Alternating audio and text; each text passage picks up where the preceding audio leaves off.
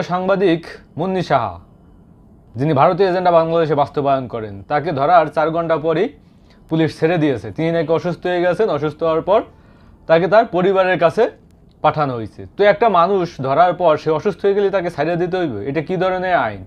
আর যে আসিফ নজরুল স্যার, আপনি কি করতেছেন? আপনার বিরুদ্ধে যে অভিযোগ আসছে, ইলিয়াস হোসেন যেই কথা বলছে ওই কথাই তো সত্য। আপনি তো কোনো কিছু করতে পারতেছেন না। আপনি বাংলাদেশের স্বৈরাচারের বিচার করবেন না, স্বৈরাচারের দোসরদের বিচার করবেন না, যারা অপসাংবাদিকতা করছে তাদের বিচার করবেন না, যারা এই দেশে ইন্ডিয়ান আপনার কার্যক্রম বাস্তবায়ন করে তাদেরও বিচার করবেন না আপনি। তারপর এভাবে জনগণ ধরে যদি গণদোলাই দেয় আর যদি মরে যায়, তারপর বলবেন যে mob justice, mob justice, mob জাস্টিসের বিচার আপনি ঠিকই করবেন। আপনাকে আগে ডিসিশন নিতে হবে যে আপনি কি করবেন।